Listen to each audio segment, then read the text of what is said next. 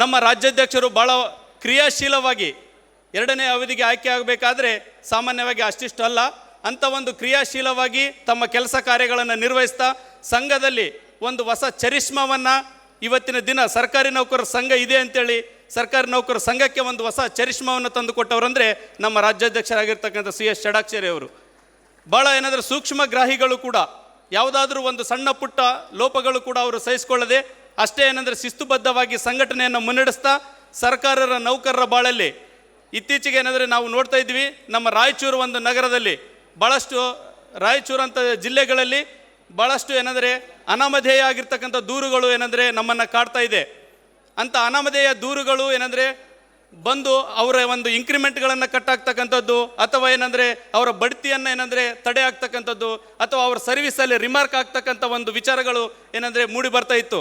ಇದನ್ನು ಮನಗಂಡ ರಾಜ್ಯಾಧ್ಯಕ್ಷರು ಭಾಳ ಕ್ರಿಯಾಶೀಲವಾಗಿ ಅಂದಿನ ಮುಖ್ಯಮಂತ್ರಿಗಳನ್ನು ಮನವೊಲಿಸಿ ಯಾವುದೇ ಒಂದು ಅನಾಮಧೇಯ ದೂರು ಇದ್ರೂ ಅದು ಪೂರಕ ದಾಖಲೆಗಳಿಲ್ಲದೆ ಇದ್ದರೆ ಅದನ್ನು ತನಿಖೆ ಮಾಡುವಂತಿಲ್ಲ ಅಂತೇಳಿ ಸರ್ಕಾರದಿಂದ ಆದೇಶವನ್ನು ಮಾಡಿಸಿದರು. ಯಾಕೆಂದರೆ ಅಷ್ಟೊಂದು ಕ್ರಿಯಾಶೀಲವಾಗಿ ಸರ್ಕಾರಕ್ಕೆ ಜೊತೆಗೆ ನೌಕರರು ಇರಬೇಕು ಅಂತಂದರೆ ಅವರಿಗೆ ಮುಕ್ತ ಮನಸ್ಸಿನಿಂದ ಕರ್ತವ್ಯ ಮಾಡೋದಕ್ಕೂ ಕೂಡ ಅವಕಾಶ ಕೊಡಬೇಕು ಅನ್ನೋ ಒಂದು ದೂರದೃಷ್ಟಿಯಿಂದ ಇಂಥ ಒಂದು ಮಹತ್ವದ ಒಂದು ಆದೇಶಗಳನ್ನು ಕೊಡಿಸುವಲ್ಲಿ ಭಾಳ ಯಶಸ್ವಿಯಾಗಿದ್ದಾರೆ. ಅದೇ ರೀತಿಯಾಗಿ ನಮ್ಮೆಲ್ಲರಿಗೂ ಗೊತ್ತಿದೆ ಆರೋಗ್ಯ ಸಂಜೀವಿನಿ ಯೋಜನೆ ಬಗ್ಗೆ. ಆ್ಯಕ್ಚುಲಿ ಏನಂದರೆ ಆರೋಗ್ಯ ಸಂಜೀವಿನಿಗೆ ಕೆಲವೊಬ್ಬರು ಏನಾದರೂ ವಿರೋಧವನ್ನು ಕೂಡ ಏನಾದರೂ ವ್ಯಕ್ತಪಡಿಸೋದನ್ನು ನಾನು ಕಂಡಿದ್ದೇನೆ. ಆದರೆ ದಯವಿಟ್ಟು ಒಂದು ಅದನ್ನು ಕ್ಯಾಲ್ಕುಲೇಟ್ ಆಗಿ ನಾವು ಅರ್ಥ ಮಾಡ್ಕೋಬೇಕು. ಯಾಕೆಂದರೆ ಒಬ್ಬ ಸರ್ಕಾರಿ ನೌಕರ ಇನ್ನೊಬ್ಬರ ಮುಂದೆ ಮುಂಗಡವಾಗಿ ಕೈ ಚಾಚಬಾರ್ದು ಅಂತೇಳಿ ಒಂದು ದೂರದೃಷ್ಟಿಯಿಂದ ಸತತವಾಗಿ 2 ಅವಧಿಗೆ ಅದನ್ನು ಪ್ರಯತ್ನಪಟ್ಟು ಈಗ ಜಾರಿಗೊಳಿಸುವಲ್ಲಿ ಯಶಸ್ವಿಯಾಗಿರ್ತಕ್ಕಂಥ ರಾಜ್ಯಾಧ್ಯಕ್ಷರಿಗೆ ನಾನು ನಮ್ಮ ಜಿಲ್ಲೆಯ ಪರವಾಗಿ ತುಂಬು ಹೃದಯದ ಅಭಿನಂದನೆಗಳನ್ನು ಸಲ್ಲಿಸ್ತಾ ಇದ್ದೇನೆ. ಸ್ನೇಹಿತರೆ, ಇತ್ತೀಚೆಗೆ ನಮ್ಮ ಆತ್ಮೀಯ ಸ್ನೇಹಿತರು ನಮ್ಮ ಸರ್ಕಾರಿ ನೌಕರರ ಸಂಘದ ಪದಾಧಿಕಾರಿಗಳಾಗಿರ್ತಕ್ಕಂಥ KJDಯಲ್ಲಿ ಖಾದ್ರಿ ಸಾಬ್ ಅಂತ ಇಲ್ಲಿ ಇದ್ದಾರೆ. ಅವರ ತಾಯಿ ಮೊನ್ನೆ ಏನಂದರೆ ಜಯದೇವ ಹೃದರೋಗದಲ್ಲಿ ಆಪರೇಷನ್ ಮಾಡಬೇಕಾದ್ರೆ 2.5 ಲಕ್ಷ ಖರ್ಚು ಬಂತು.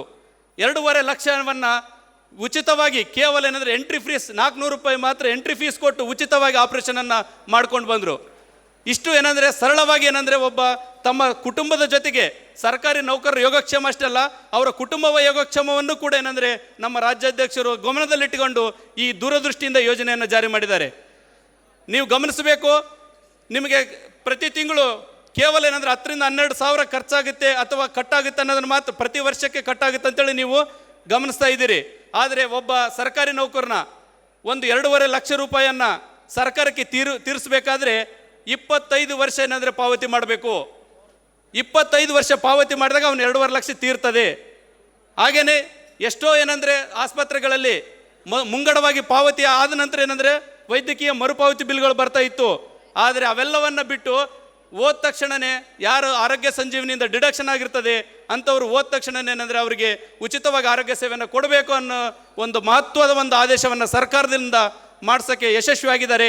ಹಾಗಾಗಿ ಮತ್ತೊಮ್ಮೆ ನಾನು ರಾಜ್ಯಾಧ್ಯಕ್ಷರಾಗಿರ್ತಕ್ಕಂಥ CS ಷಡಾಕ್ಷರಿ ಅವರಿಗೆ ತುಂಬು ಹೃದಯದ ಅಭಿನಂದನೆಗಳನ್ನು ಸಲ್ಲಿಸೋಕ್ಕೆ ಇಷ್ಟಪಡ್ತಾ ಇದ್ದೇನೆ. ಕೋವಿಡ್ ಅಂತ ಸಂದರ್ಭದಲ್ಲಿ ಅತ್ಯಂತ ಯಶಸ್ವಿಯಾಗಿ ಸರ್ಕಾರಿ ನೌಕರರು ಕೂಡ ಸಾಮಾಜಿಕ ಸೇವೆಗೆ ಕೈ ಎತ್ತಿದ್ದಾರೆ ಅಂತೇಳಿ ಭಾವಿಸಿ ಸರ್ಕಾರಿ ನೌಕರರಿಂದ ಏನಂದರೆ ಕೋವಿಡ್ಗೆ ಏನಂದರೆ ಸಾಮಾಜಿಕ ದೇಣಿಗೆಯನ್ನು ಕೊಡಿಸಿರ್ತಕ್ಕಂಥವ್ರು. ಅಂದರೆ ಸರ್ಕಾರಿ ನೌಕರರು ಅಂದರೆ ಬರೀ ಸಂಬಳವನ್ನು ತೆಗೆದುಕೊಂಥವ್ರು ಅಷ್ಟೇ ಅಲ್ಲ, ಸರ್ಕಾರಿ ನೌಕರರು ಅಂದರೆ ಸೇವೆಯನ್ನು ಮಾಡೋದ್ರ ಜೊತೆಗೆ ಸಾಮಾಜಿಕ ಚಟುವಟಿಕೆಗಳನ್ನು ಕೂಡ ಮಾಡಬಲ್ಲರು ಅಂತೇಳಿ ಅವರು ನಮಗೆ ತೋರಿಸಿಕೊಟ್ಟಿದ್ದಾರೆ. ಹಾಗೆಯೇ ಈಗ ಅವರು ಒಂದು ಆದೇಶವನ್ನು ಮಾಡಿದ್ದಾರೆ, ಎಲ್ಲ ಜಿಲ್ಲಾ ಕೇಂದ್ರಗಳಲ್ಲೂ ಕೂಡ ಸರ್ಕಾರಿ ನೌಕರರಿಗೆ ಉಚಿತವಾಗಿ ಆರೋಗ್ಯ ತಪಾಸಣೆಯನ್ನು ಮಾಡಿಸ್ಬೇಕು ಅಂತೇಳಿ ನಮ್ಮ ಸಂಘಕ್ಕೆ ಏನಂದರೆ ನಿರ್ದೇಶನವನ್ನು ಕೊಟ್ಟು ಅಂದರೆ ಅವರ ಆರೋಗ್ಯದ ದೃಷ್ಟಿಯಿಂದಲೂ ಕೂಡ ಏನಂದರೆ ಅವರು ಕಾಪಾಡ್ತಾ ಇದ್ದಾರೆ. ಅಷ್ಟೇ ಯಶಸ್ವಿಯಾಗಿ ಪ್ರತಿ ವರ್ಷ ಕೂಡ ಏನಂದರೆ ಪ್ರತಿಭಾ ಪುರಸ್ಕಾರವನ್ನು ಮಾಡಿ ಸರ್ಕಾರಿ ನೌಕರರ ಮಕ್ಕಳಿಗೆ ಎಷ್ಟು ತೆಗೆದರೂ ಕೂಡ ಯಾರು ಕೇಳ್ತಾ ಇರಲಿಲ್ಲ. ಆದರೆ ಪ್ರತಿ ವರ್ಷ 1 ವರ್ಷ ಕೂಡ ತಪ್ಪದೆ ಪ್ರತಿ ವರ್ಷ ಸರ್ಕಾರಿ ನೌಕರರ ಮಕ್ಕಳಿಗೆ ಪ್ರತಿಭಾ ಪುರಸ್ಕಾರವನ್ನು ನೀಡಿ ಬೆನ್ನು ತಡ್ತಕ್ಕಂಥ ಕೆಲಸ.